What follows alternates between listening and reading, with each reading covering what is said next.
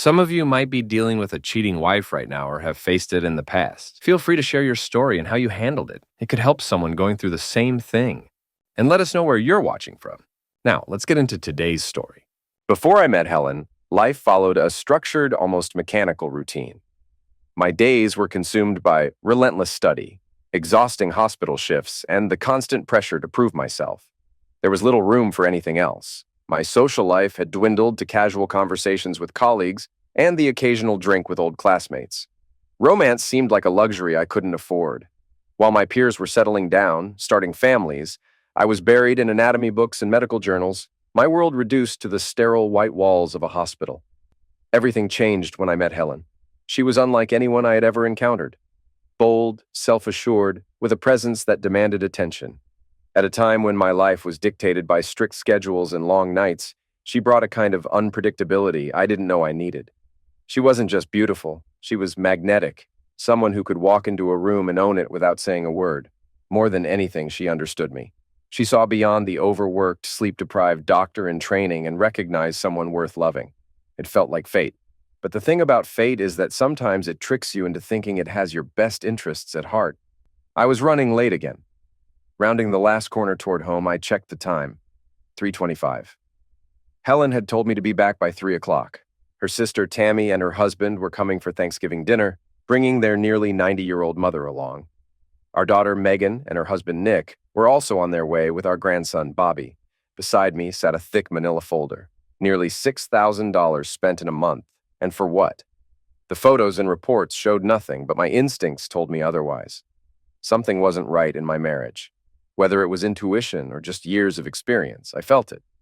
My name is Hiram Walker. My mother named me after a man who once gave her a job. I'm 54, in good shape, and a physician balancing a private practice and hospital work. Maybe that was part of the problem. Too many hours, not enough time for my wife. But I love my job, helping people, making them better. Helen and I had been together for nearly 25 years. She was a real estate agent when we met, helping me secure the clinic I later owned. She was older than me, but stunning back then. Over time, she let herself go a little, but I loved her even more now. The years and shared memories had deepened our bond. And yet, something felt off. I cared because I loved her. I always had. She was like an old, trusted baseball glove, one I never wanted to replace, no matter what new ones were offered. Pulling into the underground garage, the Mustang's deep rumble stirred something in me, a reminder of simpler times before rising gas prices and endless responsibilities. As I stepped out, I noticed Kelly Callum, a pharmaceutical tech at the hospital. Years ago, I had helped her get the job and supported her through college. She approached me, eager to show off her car, same model, same color, same wheels as mine. I feigned enthusiasm, but my mind was elsewhere. She still seemed to seek my approval, as if she were that same 18-year-old girl moving into the building years ago. The conversation was brief, though she noticed something was off. I dismissed it, blaming age, which made her laugh. She assured me I wasn't old, even called me practically perfect, offering a listening ear before disappearing into the hallway. Our apartment spanned the top floor, originally several units merged into one, providing multiple entrances. Instead of facing questions at the front door, I opted for the back, hoping to slip into the gathering unnoticed. I assumed they had already started dinner, but Helen, anticipating my habits, had told me an earlier time. So, despite being late, I was still early. Opening the door quietly, I wasn't trying to eavesdrop, just avoiding attention. But then, I saw them. My brother-in-law, Ted, walked into the kitchen like he owned it, placing his hands on Helen as if she belonged to him. She recoiled at first, but when she recognized him, she relaxed, leaning into him. Something inside me twisted. I pulled out my phone, captured a few photos and a short video, then turned away. Entering through the front door, I greeted everyone as if nothing had happened and retreated to my office to think. I made a terrible mistake, one that cost me my happiness, my marriage, and the love of a man who truly adored me. It all started months ago during a family gathering. My sister Tammy, as usual, claimed she had a headache and disappeared into the guest room, leaving me alone in the kitchen with her husband, Ted. Hiram, my husband, was outside grilling, completely unaware. As Ted and I worked in the cramped kitchen, his hand brushed against me while reaching for a bowl. It had been years since anyone had touched me like that. He apologized, but I responded in a way I shouldn't have, making light of the moment. For a brief second, something shifted. We kissed. It wasn't better than Hiram's kisses, just different. My husband's affection had become predictable over the years, steady, familiar. Ted's felt urgent, as if he needed me in a way I hadn't felt in a long time. He stopped before it went any further, and I was glad. My sister was his wife, after all. But deep down, I realized something had been missing in my life. Aging had changed everything. Hiram, always active, hadn't aged as fast as I had. He still looked years younger, while I felt invisible, just another woman growing old. Society was kinder to aging men, experienced, distinguished, while women simply faded. Maybe that's why I let myself enjoy those fleeting moments of attention. By Thanksgiving, the incident with Ted was long forgotten. That is, until he walked into the kitchen and grabbed me unexpectedly. I turned, ready to react, but relaxed when I saw it was him. It wasn't serious. It was nothing. Just a meaningless moment before we returned to the routine of family life. Then, Hiram came home. He was later than I had asked, but earlier than I had expected. I knew him too well. His habits, his heart. He would greet everyone, make his apologies, and regret being late, even though his work as a doctor always took priority. Patients came first, and I had long accepted that. But something felt off when he didn't appear in the kitchen right away. Wandering into the living room, I found my family gathered around the TV, mesmerized by the same holiday show we watched every year, as if HD made it any different. I didn't see Hiram, but I knew he was here. Ted gestured toward the office, and I understood. I knocked gently before stepping inside. Hiram sat there, his face drawn, his expression heavy. He wiped his eyes too late. I had already seen the tears. In all our years together, I had never seen him like this. He brushed it off, claiming he had lost someone that day. A patient, he said, a woman named Helen barely hanging on when he left the hospital. He spoke in riddles, his words tangled between medicine and something more personal. For a moment, I believed him. Hiram carried his patient's pain as if it were his own, but something told me this wasn't about the hospital. His hands trembled when I reached for them, his voice unsteady. And then he said it. I think I lost Helen. I thought he meant his patient, but now I wonder if he was talking about me. Sitting at the table, I clenched my fists under the cloth, trying to keep my rage in check. The weight of my discovery crushed me, but I forced myself to play along. Helen called me over, her voice cheerful, unaware or perhaps fully aware of the storm brewing inside me. I stood, moving mechanically toward the dining room, pretending I wasn't unraveling. I stopped in the bathroom on the way, splashing water on my face. When I looked in the mirror, I barely recognized myself. My jaw was set tight, my eyes cold. I had to pull it together, at least for a few more hours. No one else deserved to have their holiday ruined. Not yet. Taking my seat at the head of the table, I glanced around the room. A gathering of people, none of whom were truly mine. Helen's family, parasites living comfortably in the illusion of togetherness. Only Megan, my daughter, was blood. But even with her, a distance had grown over the years, maybe because of all the time I spent working. I felt closer to Kelly, a young colleague at the hospital, than I did to my own child, and Megan's husband, Nick, useless, jobless, letting my daughter carry all the weight while I footed the daycare bills because he couldn't even manage to take care of his own kid. My grandson, Bobby, bore my name, but I knew why. A tribute split between me and Nick's father, a strategic move to keep the money flowing. I wasn't even mad about the minor recognition. I was mad about the major expenses. I hadn't realized I was gripping the edge of the table so hard that it was shaking. Helen's eyes were on me. Did she sense my anger? Was she wondering if I knew? No. She was too self-assured, too convinced of her own superiority. She always thought she was the smartest in the room, smarter than me, smarter than anyone. I shifted my gaze to Ted, my brother-in-law, my wife's lover. I had once believed there was a mutual respect between us, but I had been wrong. He had fooled me, just like Helen had. His arrogant smirk, the casual way he held Tammy's hand, it was all an act. No one here would ever suspect that this bastard was sleeping with my wife. I forced myself to breathe, to stay in control. But it was getting harder. My fury simmered beneath the surface, and the tension in the room was becoming impossible to ignore. My mother-in-law was too sedated up to notice, and the baby was blissfully unaware, but the rest of them were starting to feel it. Their eyes darted away from mine. They could sense something wasn't right. Then Helen did it. She delivered the final insult. With a forced smile, she smoothed over the awkward silence. "I think my husband is too preoccupied with his patients to truly be present with us tonight," she said lightly. "Ted, why don't you say grace?" I stared at her, the words slicing through my mind like a knife. So that was her theory? That I was too busy, too distracted to play the role of husband and host? That I was absent, so she had found someone to replace me? She wasn't just justifying her actions, she was throwing it in my face. Ted stood, tapping his fork against the crystal glass I had paid for. He smiled around the table, soaking in the attention. Smug bastard. He had probably known this was coming, had rehearsed his little speech. He talked about family, about gratitude, about how we should all share what we have to make the world a better place. I nearly laughed out loud. Of course he'd say that. He was already sharing my wife. I sat in silence, gripping my knife so hard my knuckles turned white.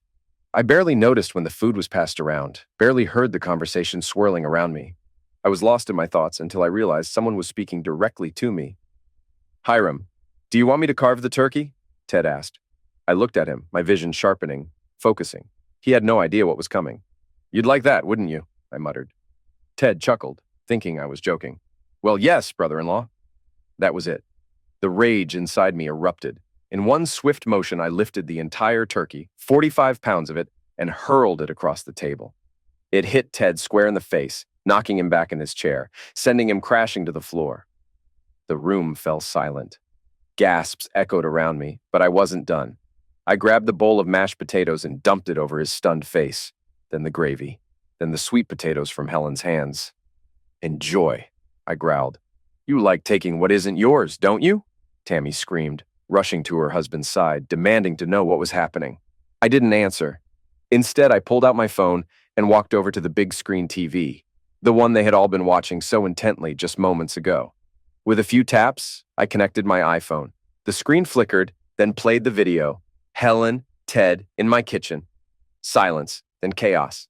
And just like that, Thanksgiving was over. The video exposed everything. Ted grabbing Helen, her leaning into him, proof of their betrayal playing out in front of everyone. The room fell into stunned silence, except for my mother-in-law, too lost in her meal to notice the chaos around her.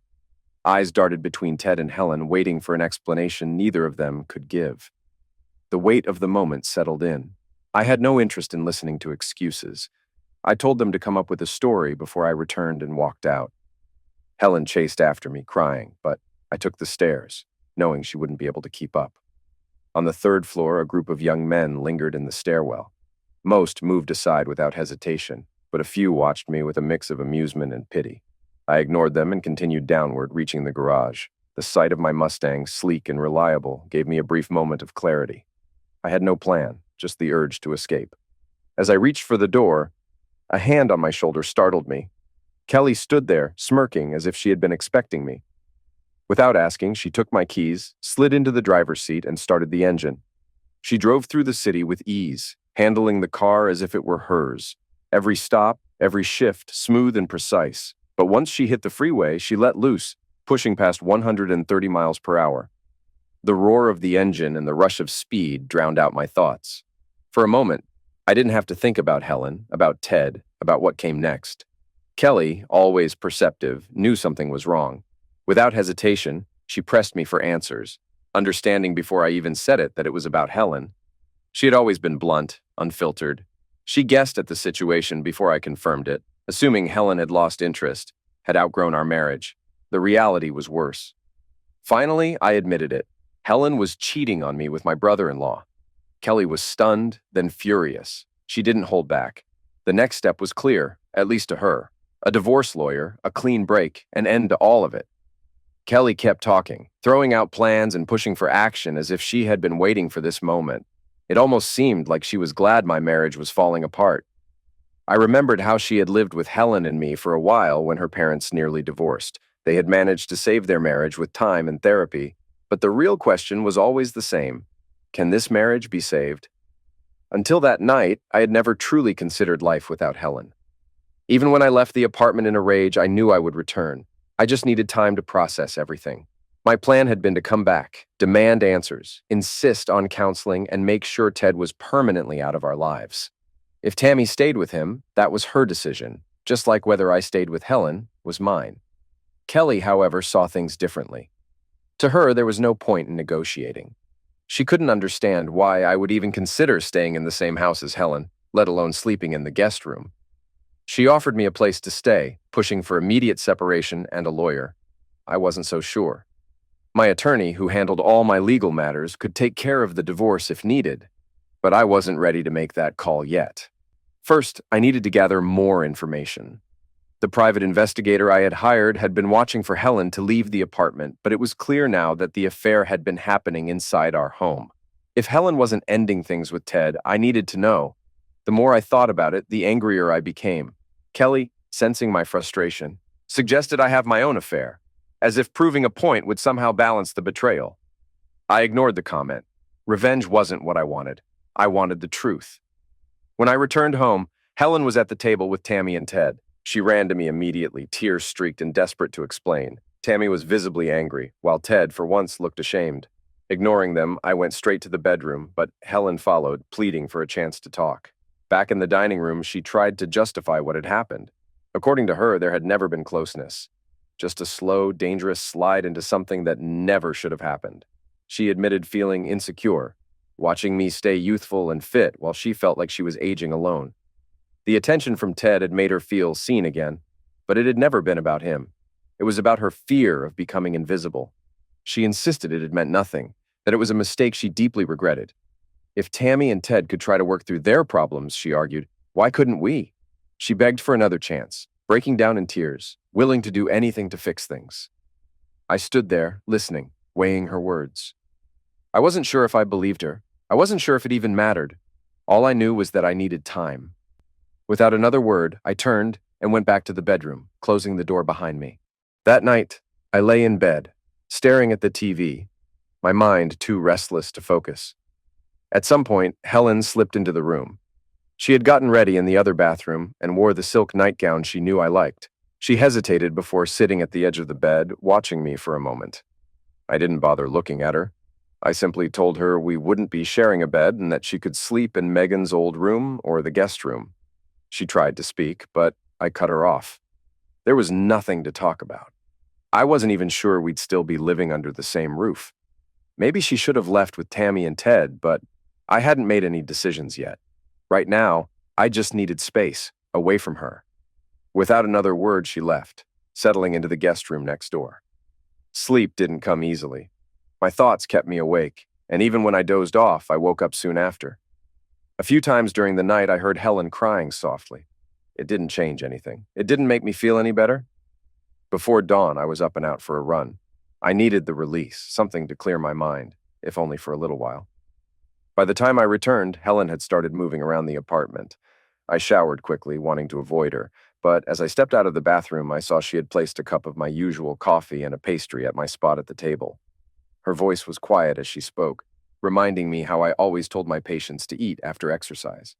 I stared at her in disbelief, barely keeping my anger in check. Did she really think coffee and a damn pastry would fix this? I told her not to worry about me, just like she hadn't worried about me for months while sneaking around with Ted. Then I walked out the door. As soon as the door closed behind Hiram, I felt my legs give out beneath me.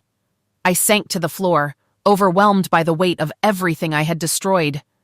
Just yesterday, I had been preparing for Thanksgiving, thinking everything was fine. Now my marriage was crumbling and I had no idea how to fix it. I had hoped he would yell, that he would let his anger out and then we could talk, find a way forward. But the coldness in his voice, the way he looked at me like I was a stranger, it was worse than anything I had imagined. This wasn't going to pass quickly. This wasn't something I could smooth over. This was real. Hiram had to know how much I loved him. More than anyone. More than my family. More than even our daughter. He was my world. Flirting with Ted had meant nothing. I barely even thought about it until Hiram caught us. I had just been feeling old, less desirable. Hiram seemed to defy time, always staying fit, always looking sharp, while I saw myself fading. I had noticed how much attention he got from younger nurses and hospital workers, and deep down, I wanted that attention from him again.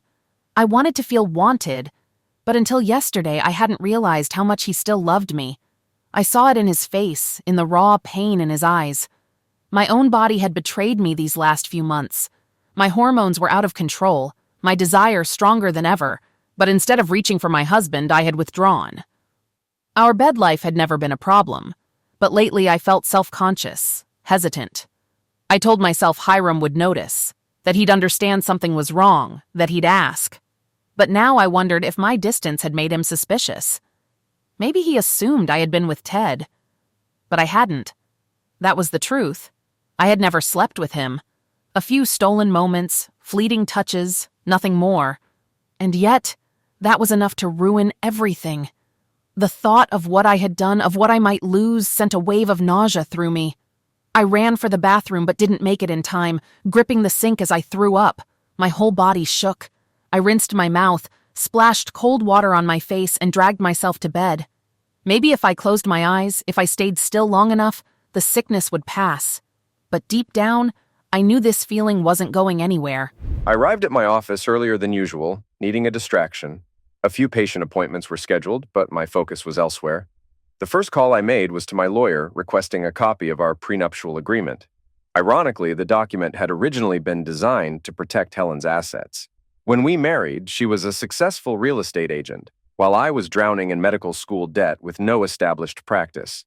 The agreement ensured that in the event of a divorce, each of us would keep our own assets, with neither entitled to more than 20% of the other's net worth. Now, nearly 25 years later, things had flipped. My assets had grown to over $1 million, meaning Helen would walk away with no more than $200,000, enough for a while, but far from maintaining the lifestyle she was used to. If she didn't return to work, her financial situation would eventually decline, and who would hire her at 60? My next call was to the private investigator. Initially, I'd wanted to save our marriage, considering counseling to work through the betrayal.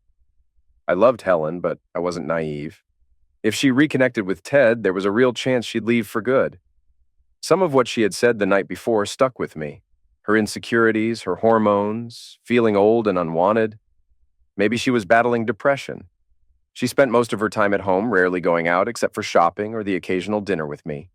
She had no real purpose, no outlet beyond our marriage. I decided I would push her to volunteer at the hospital. Maybe working with elderly patients would help her feel youthful again, or spending time with children would give her energy. She needed something outside of me to give her life meaning. But regardless of her personal struggles, our marriage wasn't going to recover overnight. The sight of her still filled me with anger, and I knew that resentment would only grow if we stayed under the same roof. A separation, at least for a while, seemed inevitable. For the first time since we were married, we had slept in separate rooms. I had a feeling this was just the beginning. Later in the morning, Kelly called to check on me. She offered to meet for lunch, but I declined. I wasn't in the mood for company. I just wanted to bury myself in work. Michael Collins had already installed surveillance cameras throughout Hiram's apartment building, both staircases, the elevators, and the lobby. If Helen left, he'd see it. His real goal was to catch her in action, preferably outside the apartment, so he could slip in and plant additional recording devices. He had already wired her car the previous week, but nothing had turned up. He was beginning to suspect that Hiram was just another paranoid husband throwing money away on an unfounded suspicion. In his eyes, Helen wasn't exactly the type to attract a lover. She was aging, tired-looking. Hiram, on the other hand, acted like she was some rare, untouchable beauty. Maybe this is what love does to a man when he gets old, Collins thought. Then, luck struck. Helen finally left the apartment, looking even more disheveled than before, dressed in an outdated outfit with slippers. She didn't seem to be going far, giving Collins the perfect window to move. In under 15 minutes, he had hidden and activated 20 cameras inside the apartment, tapping both her home phone and cell. He left before she returned, avoiding any need for a cover story. Now all he had to do was wait. I moved cautiously down the back stairs of the building, a place rarely used unless the elevators were out. In 15 years of living here, that had never happened. The dim lighting cast long shadows, making the descent feel even heavier. A few floors below, I saw them. 3 young men, familiar faces from the building. Tom and Henry had looked at Hiram strangely the day before. The third, Aaron, was their friend. I didn't hesitate. As I reached the landing, I ignored Tom's crude remark, stepping onto an old mattress discarded in the corner. They followed.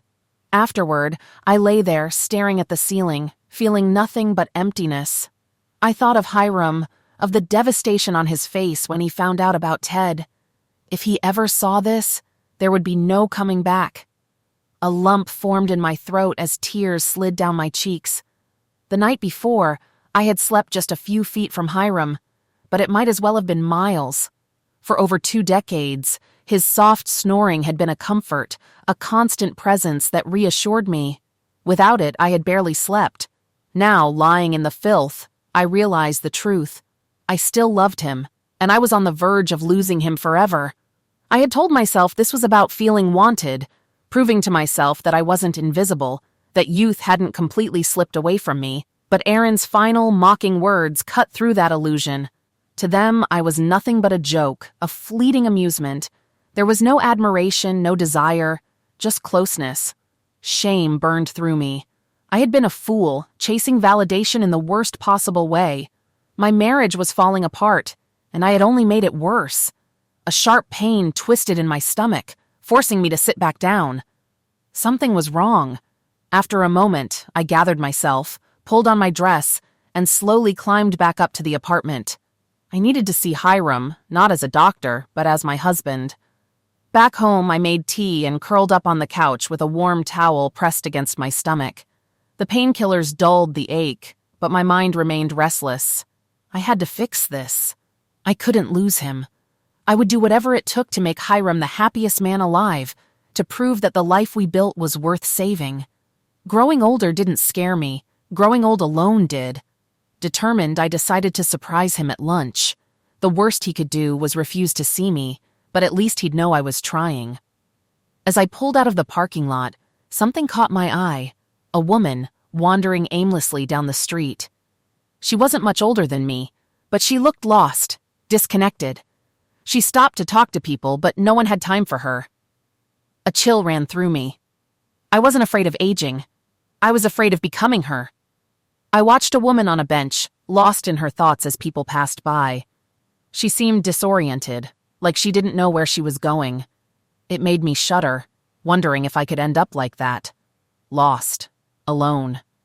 But I quickly pushed the thought aside. Hiram loved me too much for that to happen. I needed to fix things, no matter what. I drove to Hiram's office, determined to make things right. When I walked through the lobby, no one even noticed me. It was like I wasn't there. I could see him through the glass, sitting at his desk with Kelly. They were having lunch together. I'd always suspected that Kelly had feelings for Hiram. She had been around for years, always a little too eager, a little too flirtatious. Now that things in our marriage weren't perfect, she was stepping in. I couldn't just let her take him. I walked into his office, forcing a smile, but my words were sharp. I made a jab at Kelly, trying to show her I wasn't backing down. Kelly smiled back, her tone sweet but venomous. The conversation felt like a battle I was already losing. I looked at Hiram, hoping for some sign that he'd defend me, but he said nothing. I left the office, my chest heavy with the weight of what I'd just witnessed. Hiram wasn't even trying to stop her. The drive home was a blur of tears. I could barely focus on the road. My hands gripped the wheel too tightly, and I had to pull over a few times to wipe my eyes. I've never been a good driver, but today I was even worse. I couldn't keep my thoughts straight. Hiram had always been the one who loved cars, who knew the ins and outs of every engine. He used to joke about buying an expensive sports car, but practicality always won out. Now I saw that part of him in me. Practical, holding everything together on the surface, but inside, falling apart. I'd been hiding things from Hiram, things I couldn't undo. The affair with the young men was eating at me. It wasn't just a mistake, it was a betrayal, one that I couldn't take back. Kelly, though, that was the real threat. She'd always been close to him, but now it was different. She was stepping in, taking advantage of the cracks in our marriage, and I was too afraid, too ashamed to stop it. I thought about Megan, how she hadn't called me today. I tried to push the thought away, but it lingered, distracting me as I drove. Suddenly, I slammed on the brakes to avoid crashing into the car in front of me. The driver behind me honked angrily, and I heard insults thrown my way. "Stupid old woman." "Get a license." I felt them all, each word sinking deeper than the last. I was unraveling, and I couldn't seem to stop it. My guilt, my vanity, everything I'd hidden from Hiram, it was all coming to the surface, and I didn't know how to fix it. I wasn't just afraid of getting older. I was terrified of being alone. And in that moment, I realized I might already be too late. I had always taken pride in my beauty, believing I was a modern Helen of Troy. My looks had drawn attention everywhere I went, and I had built a successful real estate career partly because of it. Men wanted to buy from me, not just for the properties, but for the fantasy that they could win me over. But by the time Hiram came into my life, I had begun noticing the first signs of aging. The fine lines around my eyes, the subtle loss of youth. It terrified me. My friends thought I was settling, choosing a serious, bookish young doctor instead of someone more exciting. But I knew better. Hiram didn't see me as just a beautiful woman. He saw my potential, my future. While others imagined me undressed, he imagined a life with me. That's why I had ignored their warnings and married him. He had spent years devoted to me, working tirelessly to build our life together. He talked endlessly about the future we would share, the places we would visit, the retirement we would plan. I had been his whole world, and I had thrown it all away. Hiram never boasted, never sought attention, but I always knew what mattered most to him. It had always been two things: me and that damn car. I had never thought about it before, but it was clear now. His passion was his wife and his Mustang. Mine had been my vanity and my fear of being alone. While Hiram's love drove him to build a future for us, my insecurity pushed me into the arms of others. I needed to know I was still desired, still attractive, still wanted. But had that been so wrong? Over the years, my old friends had faded away. The women who once partied with me had disappeared as soon as I settled into marriage and motherhood. We had nothing in common anymore.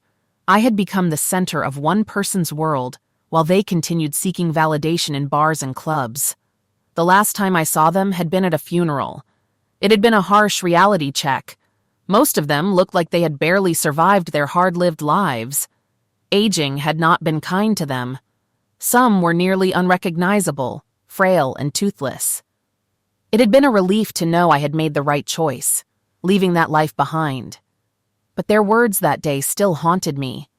They had barely remembered Hiram, mocking the idea that I had ever been interested in him. They had assumed I had moved on to someone better, someone more exciting. And now, after all these years, I had proven them right. I had been a fool. I sat in my car for a few minutes, trying to calm my nerves before getting back on the road. The close call from earlier still rattled me, and I needed the other drivers I had nearly crashed into to move far away before I attempted to drive again. On impulse, I called Megan. The call went straight to voicemail. I tried the home phone instead. After a few rings, Nick answered. Before I could even say hello, his voice was cold. He told me not to call them for a while. Panic surged through me. "Where was Megan?" I demanded. He hesitated for a moment, then told me she was there, but she didn't want to talk to me. And then he hung up. I stared at my phone in disbelief. My own daughter had turned away from me. Megan had never been particularly close to her father, but now she was choosing him over me. My sister was furious with me. My mother barely existed in my life anymore. And now, even my daughter was shutting me out. And in the middle of it all, I was on the verge of losing Hiram. The very thing I had feared the most, being alone, was happening right before my eyes. My heart pounded as I gripped the steering wheel. This couldn't be real. It felt like a nightmare I couldn't wake up from. Shaking, I started the car and pulled into traffic without thinking, without checking my mirrors. The impact was sudden. A sharp crunch of metal and plastic as another car slammed into mine. Shouts erupted around me. The driver behind me was cursing, furious, but I didn't stop. I didn't even look. I just kept driving. I needed to get home. I finished my last appointment of the day, wrapping up paperwork and signing bonus checks for my staff. It was something I did every holiday season, but today it felt mechanical, meaningless. My mind was elsewhere, consumed by everything that had happened with Helen. The phone rang, an internal hospital number. I answered without much thought, expecting a routine patient update. But the moment I heard the voice on the other end, everything stopped. My hands went numb, the pen slipped from my grip, and the phone clattered onto the desk. Helen had been rushed to the hospital. Without hesitation, I grabbed my keys and left. Nothing else mattered in that moment. The weight of our problems, the anger, the betrayal, it all faded. I needed to get to her. On the way, I called Tammy. She was hesitant to talk to me after everything, still dealing with her own pain, but I told her what had happened. Despite her anger, she agreed to meet me at the hospital. I called Megan next. Her response was colder. She questioned why I even cared after what Helen had done. I had to ask her as a personal favor. I hated the way that sounded, as though I was using my role in her life to guilt her into coming. But I also knew that if this was serious, Helen would want her there. When I arrived at the hospital, I learned Helen had already been moved from the ER to the ICU. I barely made it out of the elevator before running into Dr. Elliot. His expression sent a wave of dread through me. For a moment, I thought she was gone, but she wasn't, at least not physically. Elliot explained she would recover, but emotionally, this would be devastating. Then came the real shock. Helen had been pregnant. The baby hadn't survived. The news hit like a punch to the gut. At her age, a pregnancy was nearly impossible. Then Elliot mentioned something even more unsettling, bruises from earlier that morning, as if she and I had been together. But I hadn't touched her. Confusion turned to ice-cold clarity. As Elliot spoke, my gaze drifted down the hall, locking onto a familiar figure trying to stay out of sight. Ted. Everything fell into place. I kept my voice calm, steady, asking for a DNA test on the fetus. Tammy and Megan followed my line of sight, their own realizations dawning. Tammy's disgust was immediate. If Ted was the father, she wanted him gone. Megan, struggling to process it all, wondered aloud if her mother had tried to sleep with her husband too. I had no answers for her. Instead, I turned and walked straight to the nurse's station, asking which room Helen was in. When I stepped inside, she looked nothing like the woman I had known for over 2 decades. She was fragile, exhausted, broken. I reached out, brushing a damp strand of hair from her forehead. She flinched at first, then turned to me, eyes full of fear and regret. She was searching for anger, for blame, expecting the worst. But I wasn't sure if I had anything left to give. She tried to speak, but I stopped her. None of it mattered right now. Whatever had happened, whatever truths we would have to face, it could wait. Right now, she needed to get better. As she drifted into sleep, I sat beside her, holding her hand, unsure of what came next. When I left the room, Kelly was waiting. She had heard I was at the hospital. Without a word, she stepped forward and hugged me, holding on tightly. I didn't move. I didn't speak. For the first time in my life, I had no idea what to do. I walked down to the hospital lab with Kelly, knowing the test results were ready. I had spent over an hour by Helen's bedside, giving them enough time to run multiple tests. When I finally saw the results, my breath came out slow and measured, my mind processing what was in front of me. Ted wasn't the father, but neither was I. The truth settled in like a weight I couldn't shake. I turned to Ted, cold and detached, telling him to go home to his wife and not make the same mistake again. He said nothing, just lowered his head and left. Kelly and I drove back in silence. Once home, I went straight to my office, shutting the door behind me. My fingers hovered over the keyboard for a moment before I accessed the security footage. I searched through hours of recordings from inside the apartment and Helen's car. Nothing unusual, just her struggling to drive, which wasn't what I was looking for. Then I found it, a file labeled BS3, back staircase, 3rd floor. My pulse quickened as I clicked play. At first, it was just a group of young men, ones I had seen loitering around the building, laughing, shoving each other, smoking. Then Helen appeared. My stomach twisted into knots. What I saw next made my vision blur, my hands tremble, my breathing grow uneven. I slammed the pause button, unable to look any further. I sat frozen, my mind struggling to process it. This was beyond anything I had imagined. I had already been hit with one painful revelation after another, but this shattered whatever was left. 25 years of marriage, destroyed in mere hours. A noise at the door snapped me back to reality. Kelly stepped inside, her voice filled with concern. She had never seen me like this before. Somewhere in the wreckage of my thoughts, a plan started to form. I told her I needed help. She agreed without hesitation. On the drive back to the hospital, I made calls, transferring most of my patients to other doctors. For the first time in my career, my practice could wait. Right now, only one patient mattered. When I reached Helen's room, she was surprised to see me still there. I sat beside her, waiting, staying long after visiting hours ended. Over the next few days, I remained by her side, barely leaving. Even she was startled by my absence from work. She spoke cautiously, guilt weighing down every word. She had always wanted proof that I loved her, and now she saw it, but too late. Over the years, she had measured love by grand gestures, by romance from movies and fairy tales. But the real proof had always been there, in the way I had stayed, in the life we had built, in the quiet commitment of over 2 decades. She had taken it for granted, and now she saw what she had lost. I refused to bring up what had happened. Whenever she tried, I cut her off, insisting she needed to focus on recovering. She began crafting excuses, thinking of ways to explain away what she had done, but I didn't press her. I had already seen the truth. She hadn't spoken to her sister or daughter since she arrived at the hospital, though she had been told they had come on the first day. She finally tried calling Tammy, but the call went unanswered. When she tried again, Ted picked up and immediately hung up on her. Megan was next. The number had been disconnected. She tried again with her daughter's cell, same result. Helen started to panic. 3 weeks in the hospital had left her desperate to go home. She learned she had been cleared for discharge earlier, but I had convinced the doctors to keep her another week.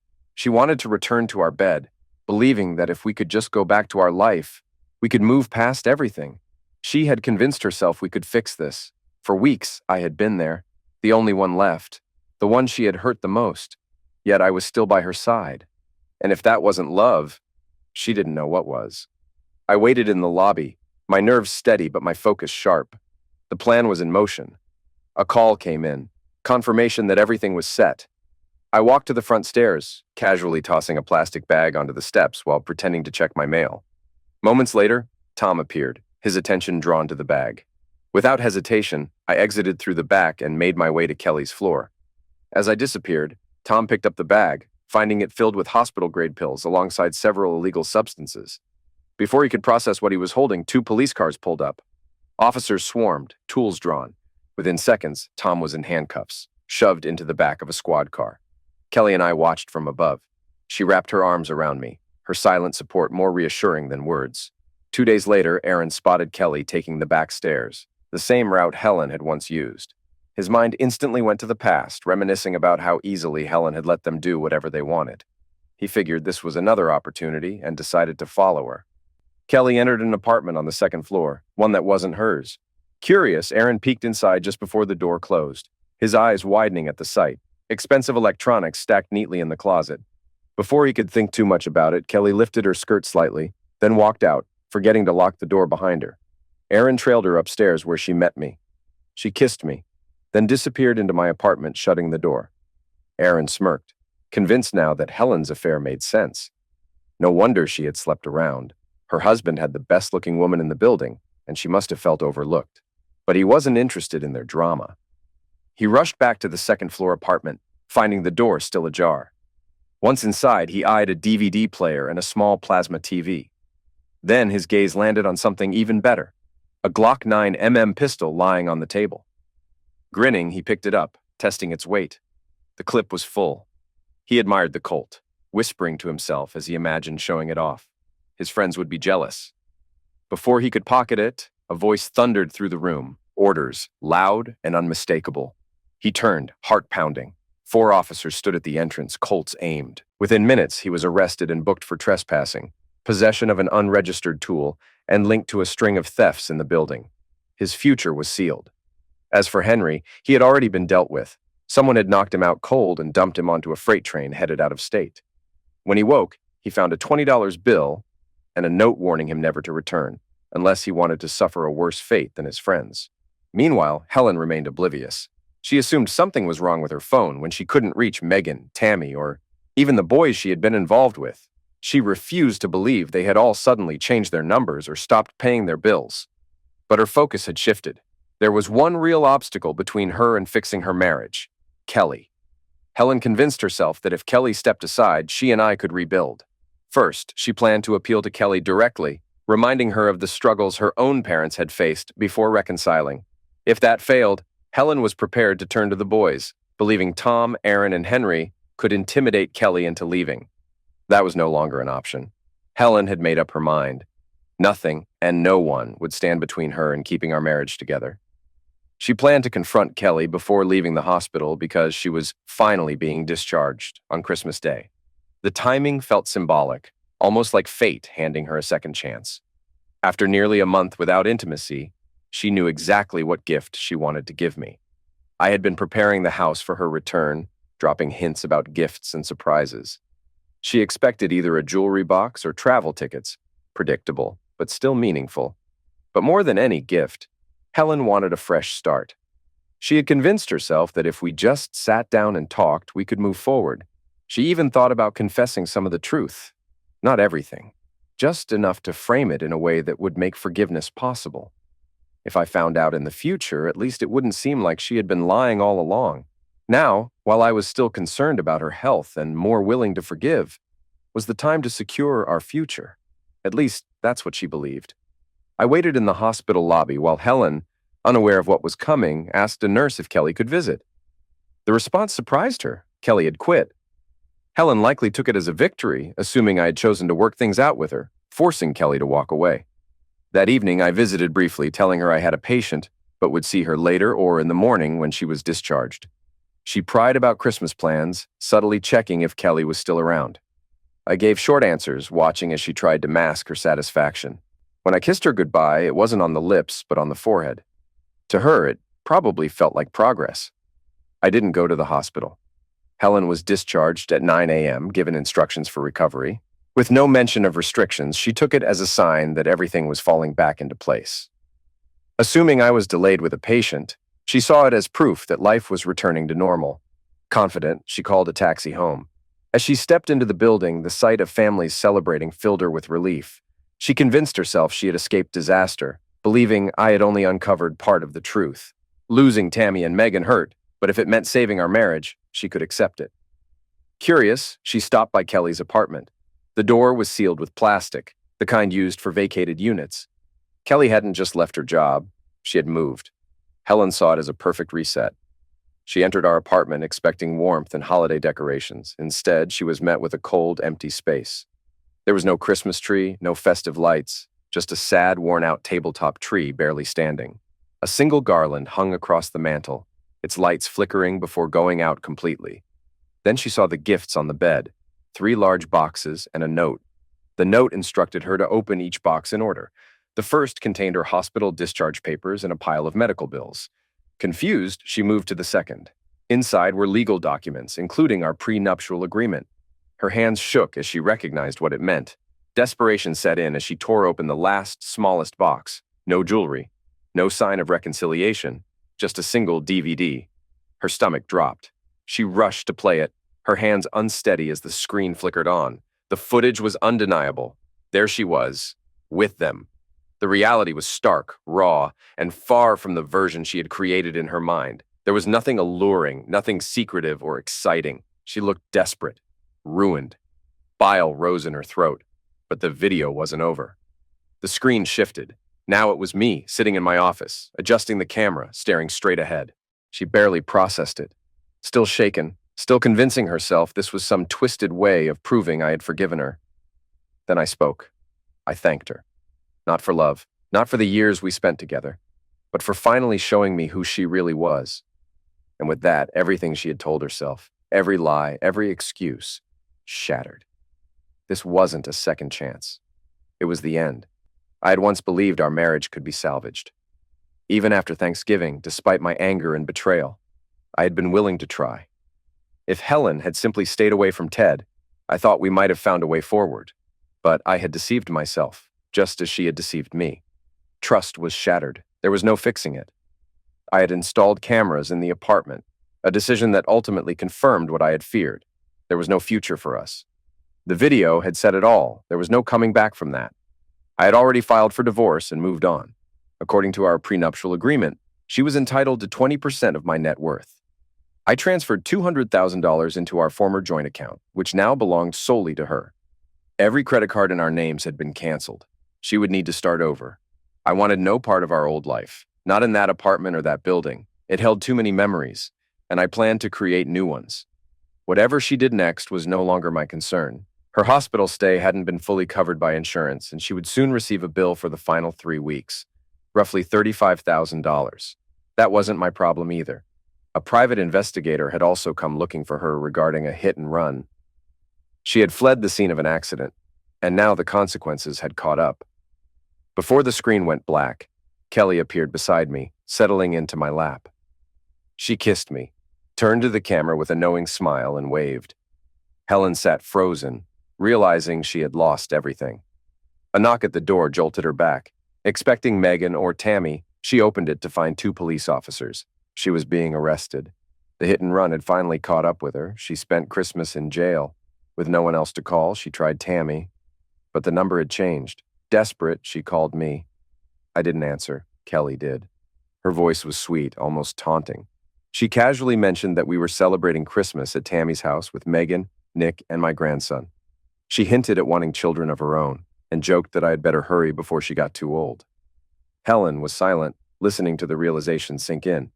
Before hanging up, Kelly added one final blow. Ted and I were talking again. Now that Helen was out of the picture, there was nothing left to fight over. Helen held the phone, staring into emptiness. She had been a fool, and now she had nothing. Days passed, and I felt an emptiness lingering, but I refused to dwell on it. Kelly had been by my side through it all, offering support, giving me the strength to move forward. Over time, I stopped seeing her as just a young colleague. She became something more, a woman who truly cared, who never wavered. Months later, I made a choice.